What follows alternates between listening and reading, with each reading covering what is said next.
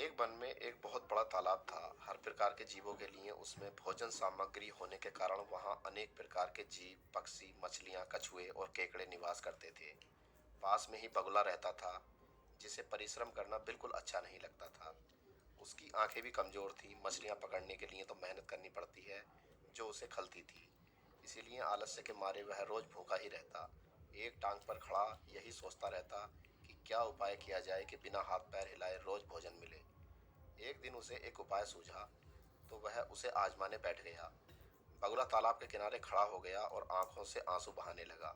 एक केकड़े ने उसे आंसू बहाते देखा तो वह उसके पास आया और पूछने लगा, मामा, क्या बात है? भोजन के लिए मछलियों का शिकार करने की बजाय खड़े आंसू बहा रहे हो? बगुले ने जोर की हिचकी ली और भर्राए गले से बोला, बेटे, बहुत कर लिया मछलियों का शिकार। अब मैं ये पाप कार्य और नहीं करूंगा।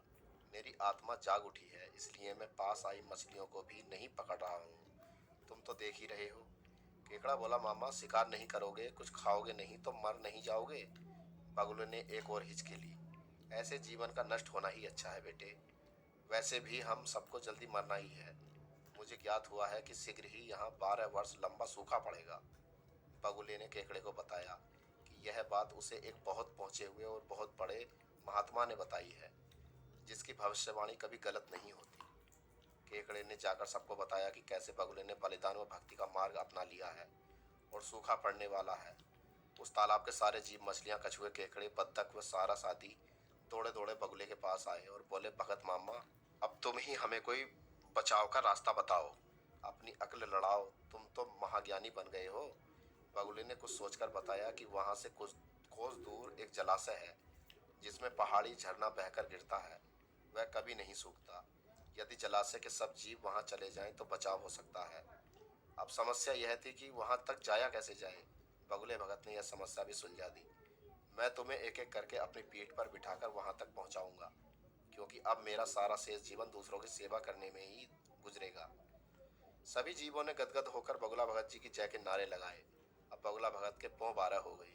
वह रोज एक जीव को अपनी पीठ पर बिठाकर ले जाता और कुछ दूर ले जाकर एक चट्टान के पास जाकर उसे उस पर पटक पटक कर मार डालता और खा जाता। कभी मूड हुआ तो भगत जी 2 फेरे भी लगाते और 2 जीवों को चट कर जाते। तालाब में जानवरों की संख्या घटने लगी। चट्टान के पास मरे जीवों की हड्डियों का ढेर बढ़ने लगा और भगत जी की सेहत बनने लगी।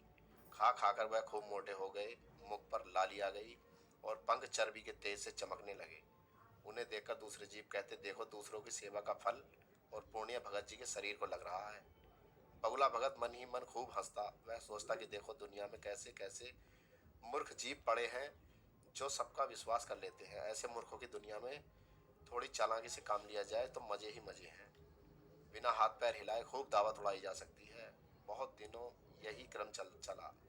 एक दिन केकड़े ने बगुले से कहा, मामा, तुमने इतने सारे जानवर यहाँ से वहाँ पहुँचा दिए, लेकिन मेरी बारी अभी तक नहीं आई। भगत जी बोले, बेटा, आज तेरा ही नंबर लगाते हैं। आज आजा, मेरी पीठ पर बैठ जा। केकड़ा खुश होकर बगुले की पीठ पर बैठ गया। जब वह चट्टान के निकट पहुंचा तो वहां हड्डियों का पहाड़ देखकर केकड़े का माथा ठनका। वह हकलाया, यह हड्डियों का ढेर कैसा है? वह जला से कितनी दूर है मामा? बगुला भगत ठां ठां करके खूब हंसा और बोला, मूर्ख, वहां कोई जलाशय नहीं है। मैं एक एक को पीठ पर बिठाकर यहाँ लाकर खाता रहता हूँ। आज तू मरेगा। केकड़ा सारी बात समझ गया। वह सिहर उठा, परंतु उसने हिम्मत नहीं हारी और तुरंत अपने पंजों को आगे बढ़ाकर उनसे दुष्ट बगुले की गर्दन दबा दी और तब तक दबाए रखी जब तक उसके प्राण पखेरु न उड़ गए। फिर केकड़ा बगुले भगत का कटा सिर लेकर तालाब पर लौटा और सारे जीवों को सच्चाई बता दी कि कैसे दुष्ट बगुला भगत उन्हें धोखा देता रहा।